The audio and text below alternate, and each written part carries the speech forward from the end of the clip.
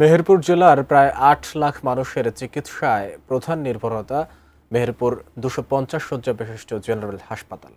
অথচ চিকিৎসক, শয্যা, ঔষধসহ জনবলের সংকটে নিজেই যেন অসুস্থ এই চিকিৎসালয়। বিশ্ব স্বাস্থ্য দিবসে একটি জেলা সদর হাসপাতালের চিত্র তুলে ধরেছেন জুলফিকার আলী কানন। দেখুন ডেস্ক রিপোর্টে। প্রতিদিনই রোগীর ভিড়, আউটডোরে ঠাসাঠাসি অবস্থা, বিছানার সংকটও প্রকট। বারান্দা বা মেঝেতেই চিকিৎসা নিতে হচ্ছে রোগীদের।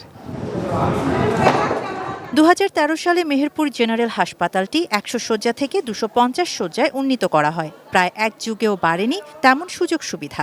পাশেই প্রস্তুত 8তলা ভবন, তাও পড়ে রয়েছে হস্তান্তর জটিলতায়। ফলে পুরাতন ভবনের জায়গা সংকট আর নোংরা দুর্গন্ধময় পরিবেশে চলছে চিকিৎসা সেবা। বকশিসের নামে স্টাফদের টাকা না দিলে মেলে না সামান্য সেবাও।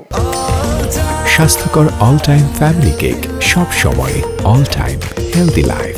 আয়ারা বলে বোন কি মা হলে আমাদের তো সরকার বেতন দেয় না, এটা আমাদের প্রাপ্য, আমাদের দেওয়াই লাগবে। কাগজটা না নিলে তো ওষুধ নেওয়া যাবে না, এই কারণে বাধ্য মানুষে নেয়। ছাড়পত্র ছাড়া পয়সা লাগেনি। আপনাদের দেখেন 2 ঘন্টা পয়সা আছে ডক্টর ছাড়পত্র অপেক্ষাতে, এখন ছাড়পত্র নিলে আপনারা টাকা দেবেন না, ধরা দেবেন।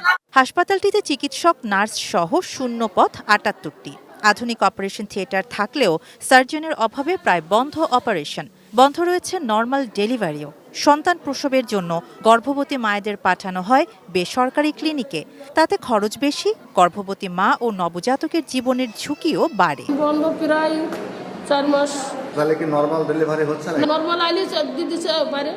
নানা সংকট, বিশেষ করে চিকিৎসক ও জনবল সংকটে জোড়াতালি দিয়ে চলছে চিকিৎসা সেবা, স্বীকার করলেন হাসপাতালের তত্ত্বাবধায়ক।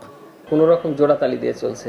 বিশেষ করে গুরুত্বপূর্ণ কনসালটেন্ট যেমন surgery, medicine, orthopaedics, gynae, skin সবই শূন্য আছে।